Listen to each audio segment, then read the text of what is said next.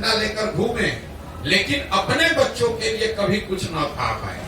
जीवन भर लालू जी और उनके बच्चों के लिए आवाज लगाते रहे, उनके लिए नारा लगाते रहे। 70% जो आरक्षण नीतीश जी के द्वारा दिया गया, इस आरक्षण को आप किस नजरिए से देखते हैं? इससे क्या लाभ? देखिए, ऐसा है, आरक्षण को लेकर इस देश में को बनाने वाले लोगों ने संविधान में एक व्यवस्था बनाई। उन्होंने ये अध्ययन करके अपनी सामाजिक राजनीतिक समझ के आधार पर ये तय किया कि समाज के वो वर्ग जो सदियों से शिक्षा या सामाजिक कारणों से पीछे रह गए, उनको प्रोएक्टिवली मदद करके आगे बढ़ाया जाए। उसमें एक समय सीमा भी तय की गई कि कितने वर्ष तक ये आरक्षण रहेगा, लेकिन उसमें ये भी तय किया गया कि ये मानकर ये किया गया कि उतने दिन में वो जो समाज के पिछड़े वर्ग है वो सामान्य वर्ग के बराबर हो जाएंगे।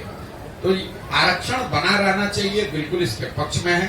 तब तक बना रहना चाहिए जब तक वो वर्ग जो जिनको वंचित या पिछड़ा माना जा रहा है वो सामान्य वर्गों के बराबर न हो जाए, शैक्षणिक, सामाजिक और आर्थिक नजरिए से।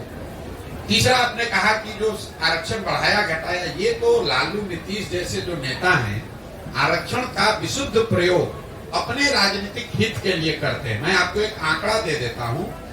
बिहार में टोटल लोग जो सरकारी नौकरी में हैं, चपरासी से लेकर मुख्य सचिव तक, कॉन्ट्रेक्चुअल एम्प्लॉय भी अगर जोड़ दीजिएगा तो टोटल 1.57% लोग ही सरकारी नौकरियों में हैं।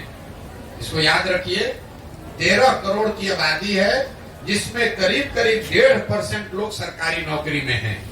अब आप आरक्षण 1.5% में चाहे 65 कर दीजिए या 80 कर दीजिए या 100 में 100 कर दीजिए, मान लीजिए कि आपने 100 में 100% भी रिजर्व कर दिया, तो भी समाज का 98.5% आदमी को तो इसका कोई फायदा नहीं है। यही वजह है कि आप देख रहे हैं कि सरकारी नौकरियों में आरक्षण के प्रावधान के बावजूद जो अभी जातीय जनगणना हुआ उसमें क्या निकल के आया कि जो जातियां, जो समाज आज से 30 साल पहले सबसे पीछे थे, आज भी वो वहीं के वहीं खड़े हैं। उनका सुधार सिर्फ नौकरियों में आरक्षण से नहीं होगा। जब तक आप उनके बच्चों को पढ़ने की व्यवस्था नहीं करेंगे, जब तक आप उनको खेती के लिए जमीन नहीं देंगे, जब तक आप उनको रोजी रोजगार के लिए पैसा पूंजी नहीं देंगे, तब तक सिर्फ सरकारी नौकरियों में आरक्षण को फेर बदल करके आप समाज के बड़े वर्ग को नारा उससे लगवा सकते हैं, उसका वोट ले सकते हैं, लेकिन उसका भला नहीं कर सकते। मैं हमेशा कहता हूं कि लालू जी ने सामाजिक न्याय के नाम पर जो काम किया है, गरीबों को, वंचितों को आवाज दिया, ऐसा उनका दावा है और इस बात के लिए लालू जी का सम्मान होना चाहिए। मैं रोज मन से कहता हूं कि लालू जी का इस बात के लिए सम्मान होना चाहिए कि लालू जी के प्रयास से समाज के कई समाज वर्गों को आवाज मिली, सम्मान मिला, हिम्मत मिला, बल मिला। लेकिन लालू जी ने जिन वर्गों को बल दिया, आवाज दिया, उन वर्गों के बच्चों के शिक्षा की व्यवस्था नहीं की, उन वर्गों के लोगों को उन्होंने जमीन नहीं दिया, उन वर्गों के लोग बिजनेस व्यापार कर सके इसके लिए पैसा पूंजी नहीं दिया। ये क्यों नहीं किया? इसलिए कि इन समाज के लोग आवाज पाकर उनके पक्ष में आवाज लगाएं, डंडा लेकर खड़ा हो, उनका झंडा लेकर घूमे, लेकिन अपने बच्चों के लिए कभी कुछ न खा पाए।